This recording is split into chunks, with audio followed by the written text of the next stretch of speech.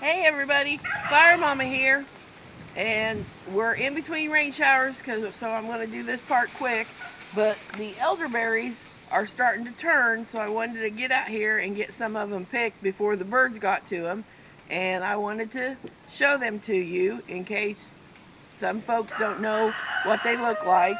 I'll show you what they look like when they're green and then when they're ready to cut. So we'll come to this one first. As you can see, they're really green. Those you don't want. You want them to wait till they get to this color. So this one's I'm going to leave and I'll let it go for a while. But this great big one right here, it does have a few green on there. And if you get a few green in some of the lighters, it is not a big deal. You can pick through them. So what I just do, I use a box to put them in, and especially now because it's raining. But I'll just get a hold of them, and I'll just cut it back there, and lay them in as gently as possible. Now, elderberries grow, you find them alongside the road, in ditches. They like moist, but they don't like wet, swampy. We actually have one that grows here on this side of the barn, and then another one that I've let go in front of the barn. I also have some down along the lane. So this is the one that grows in front of our barn. I'm trying to get to where I could show you a little better what it looks like. This is the leaves. But right now you'll know them because the berries look like that. When they first in the spring start coming on and growing, they'll have this beautiful white lace looking flower. Now you can eat the flowers. You can use them for medicinal too. I like to wait for the berries. I have also read where you can batter the flowers and fry it up like a big fritter. And try to get in close here to where you can kind of see what the stem looks like. So the ones that I already got, since they were rained on, I brought them in and I put them out on a towel to let them dry. And I have a fan going on just to let them dry out, because they're, when you start working with them, they're very soft. And I have never found an easy way to do this. Sometimes you can take a fork, and I will show that in a minute. Take a fork and run it through. But I notice when you do that, you get a lot of the stems. So then you'll be picking through stems. So we just take the time. And I say we because my mother-in-law is very good about helping me do this, because it is time consuming. So I am going to let these sit here and dry out a little bit from the rain. I got a few more to pick, and then I'll be getting my mother-in-law, recruiting her, and we'll get started getting these taken off. And I will say, if you don't have anybody to help you, please don't get a whole great big bunch that you're not going to be able to get worked through in a timely manner, because the longer they sit, the softer they're going to get, and the harder it is they're going to be to work with. Now, you can dry them. This is one thing I do put in the dehydrator to dry on a very low setting, and I'll explain that a little more too later on. Because if you hang these to dry, when your berries dry, they're going to just start falling down everywhere, and you'll never find them. But I just wanted to show you that. So if you don't get I guess I should go back and say, when you cut these, if you get yours like from a bush that happens to be on the side of a gravel road or something like that, you just want to bring them and just give them an easy little wash off to get the dirt off of them, because you don't want all that dirt and stuff on there. And then just like I'm doing here, just set them out on a towel, and it doesn't take very long for them to start drying. This one, this one here, it's the biggest one, and it's already starting to get dried out. But just let them dry out. That way, they're not so mushy and stuff on your hands. And yes, your hands are going to turn a beautiful purple color while doing this.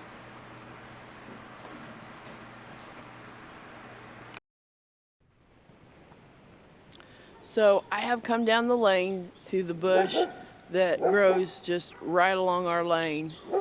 And I wanted to get these because these are really ready to go, and I want to get these before the birds get to them. But I wanted to show you the deep color that they'll get when they're ready.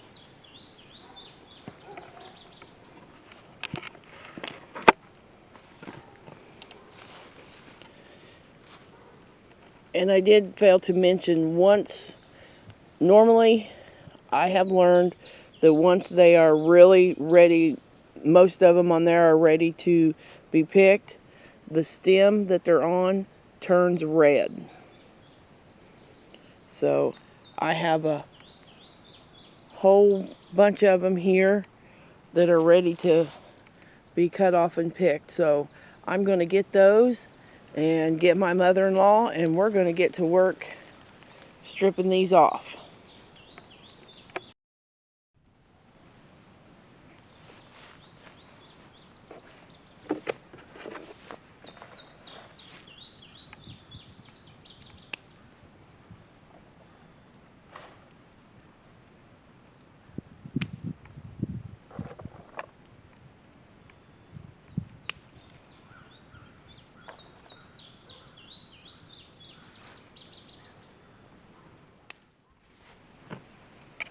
So I do have quite a few in my box, so I'm going to stop right there cutting. I did want to say that I am not going to take all of these elderberries. I have a bush down there at the other end too, but I'm going to save some because the birds, they need them too, and all the other little critters that eat on them. So I'm going to save a lot of the ripe ones, but I'm also going to save them because I get quite a lot of elderberries every year, so I still have quite a lot canned up and dried from years before. So that way I don't have to take so much, but I want to get a few and every year, so in case something would happen and one year I can't get them for some reason, then I've got some, stored away. And that's part of the homestead thing that I do. I like to, keep adding to my stock, as I use it. Some years I may not have to use as much, but I still want to add to it the next year when these things come up, so I have it.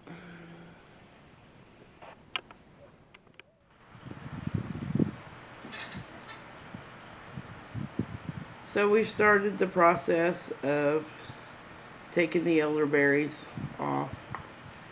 Like I say, it's time consuming, but well worth it.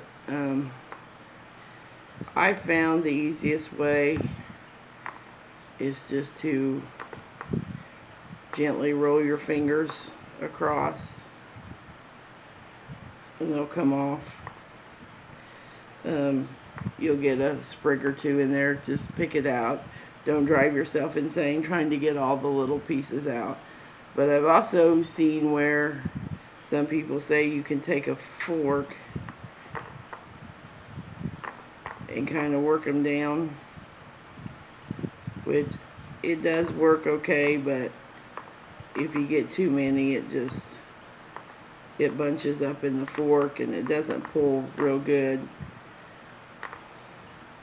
It does save your fingers from turning the purple color, purple maroon, but it's whichever way's easiest for you.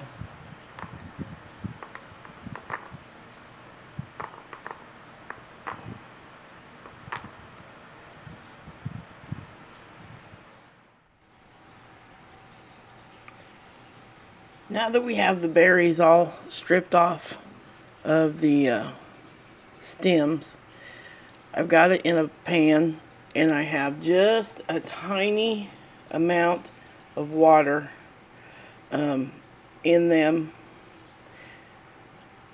just to keep it from sticking. You don't want a whole lot, or I don't like to use a whole lot, and as you can see I missed some of the green berries, but that's okay. I don't like to use a whole lot of water because I don't want to dilute the strength of the medicinal part of the elderberry. And I have it, I actually have it on my simmer burner turned way down low because I want them to heat slowly. I don't want to get it too hot to where it burns it. And as they get soft, I have my little manual tater masher, and I just mash them down.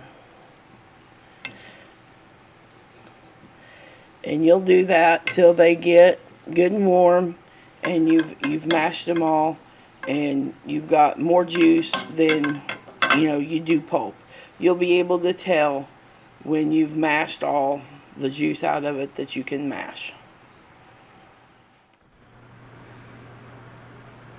So while the berries are on the stove doing their thing, starting to get soft, I came in to the office here to talk to you a little more about the elderberry and some of its the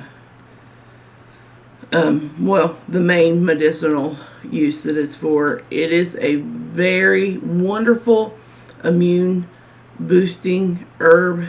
It is wonderful to start taking when colds and flu season starts in. I noticed the pickup of its popularity when the C19 came about, which I was using it long before that. And I mean, it's great that people are started to learn about it. But you can make a syrup out of it, and that's what most people do.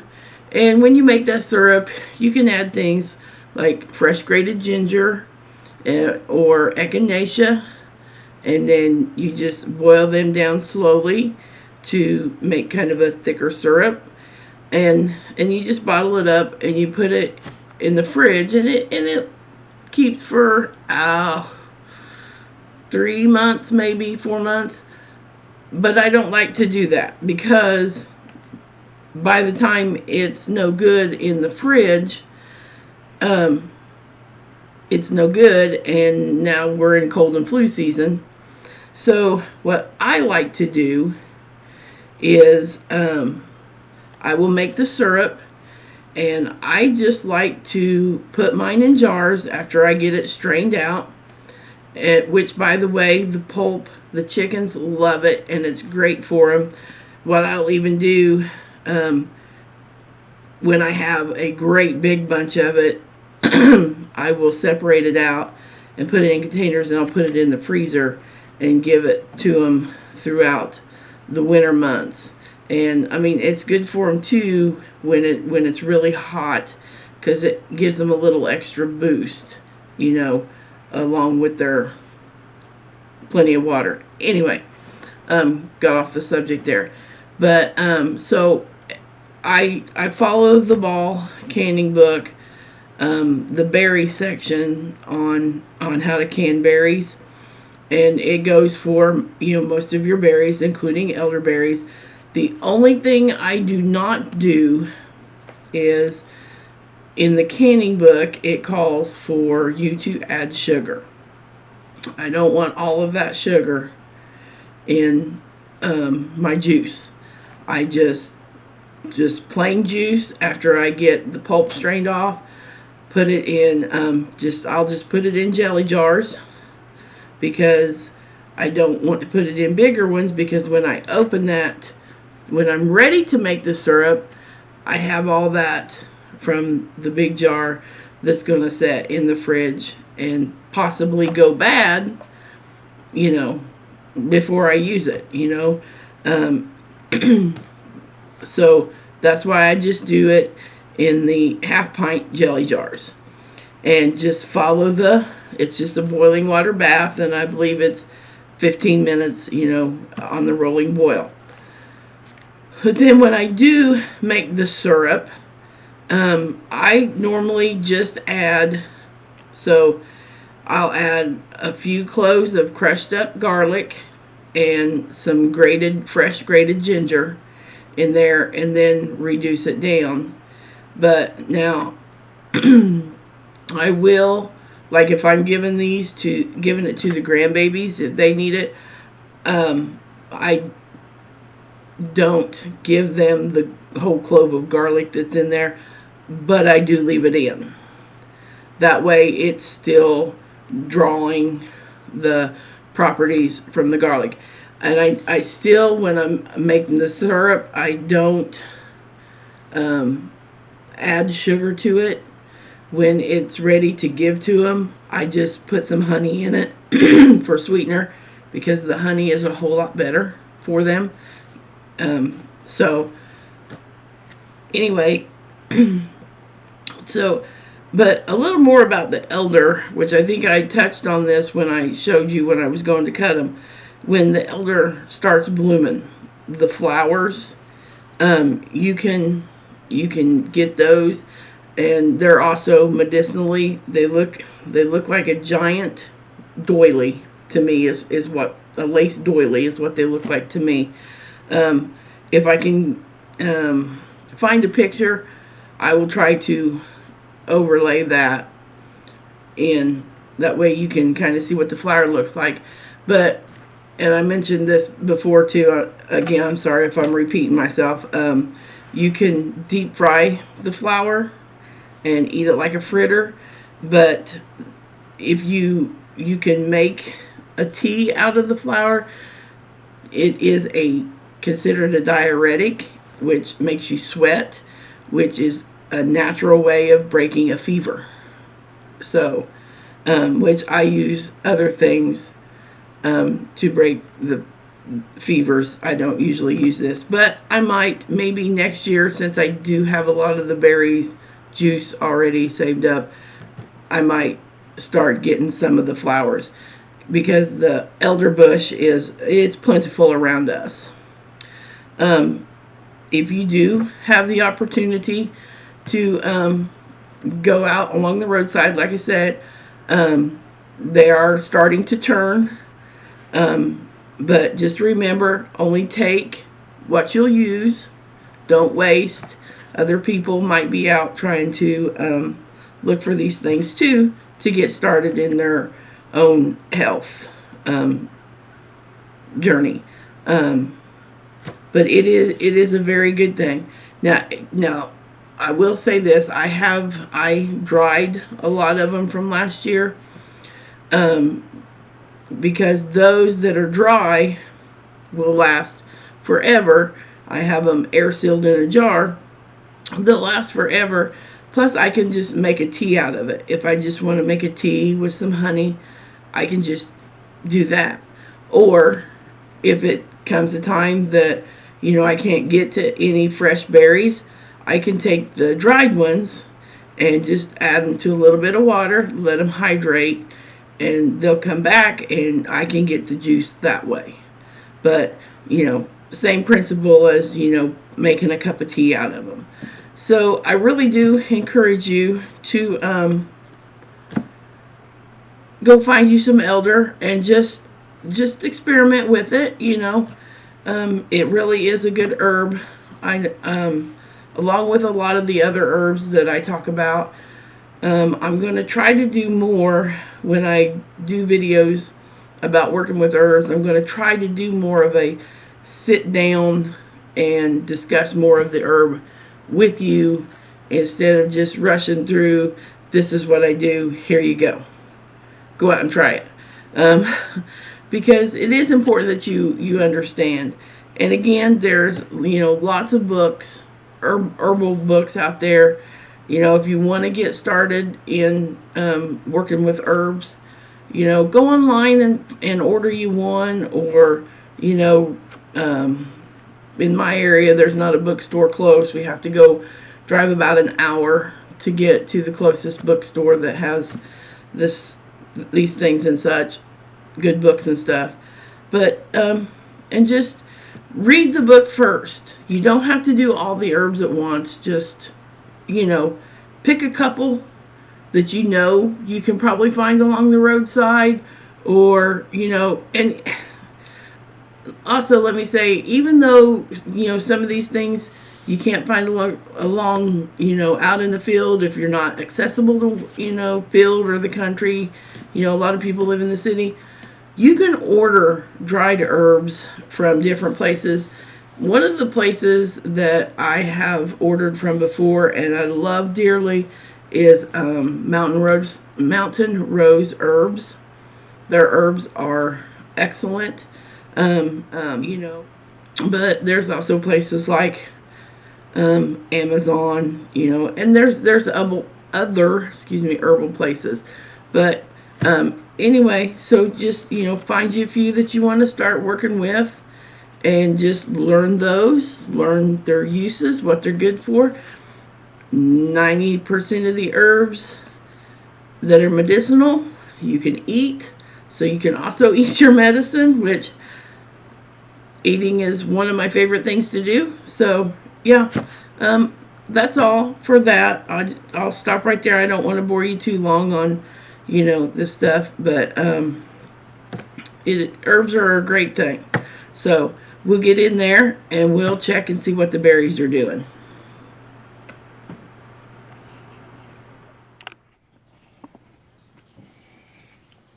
So our berries are really starting to make a lot of juice, and I keep working them with my masher. But I had a thought. A few years ago, my mother-in-law got me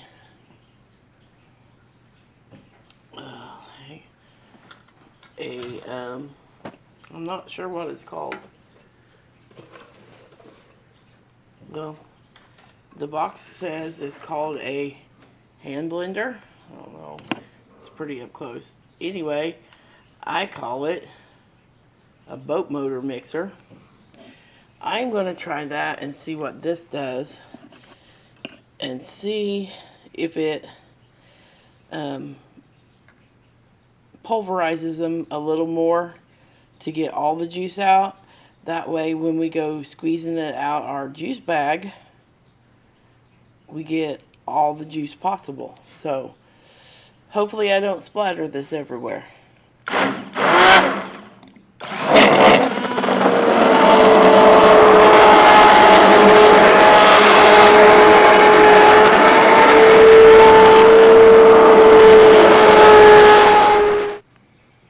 Well, the takeoff was a little messy, but that's alright, it'll wash. I'm not sure how I feel about it making the foam on the top, but we'll see if it settles. And it might not make a bit of difference. So I'm going to get this set up for the flour sack to strain it out.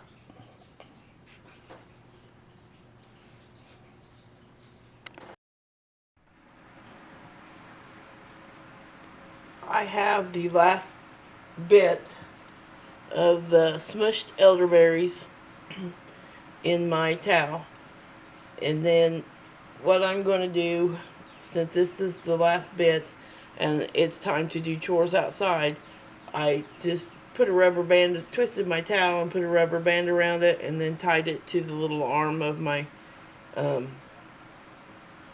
faucet. I'm going to let that sit there and drain, but as you can see, there's still quite a bit of juice left in there.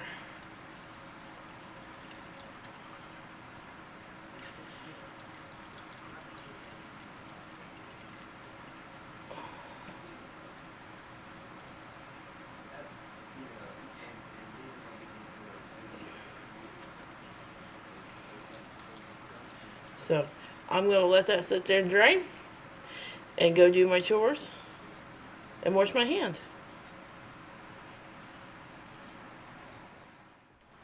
So the straining process is done. As you can see, I ended up with about 4 cups, which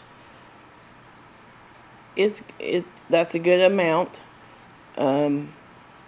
Next, I'm just going to go ahead and put them in my little jelly jars, like I said, and boiling bath can them with no sugar. But it's your preference on how you want to finish it up.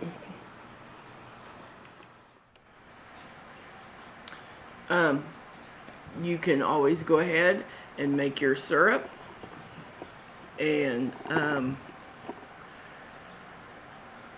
you can go ahead. You can also, I think, I haven't looked into it because I've never done it, but I'm pretty sure you can boiling bath can your syrup. But I just like to wait until closer to the cold and flu season, and when I'm going to need it, to just go ahead and make my syrup. So I'm going to get this put in the boiling bath canner, and that'll finish that up, and it'll be on the shelf for when I'm ready for it. I will rotate out mine from last year. I think I have a couple left from the year before, and then start on last year's, and then I'll have this in backup. So I do hope this video was helpful for you, and I hope it was simple enough for you so it's easy for you to get started working with herbs and doing up the elderberries, so you have it on hand. So when you or your family needs some little extra immune boost or something when cold and flu season hits, or some other kind of illness, it's not just good for colds and flus. It's good for other sicknesses as well, to help boost your immune system. If you would, give it a thumbs up, give it a like and a share, and tell your friends about it. That's all for now. Fire Mama out.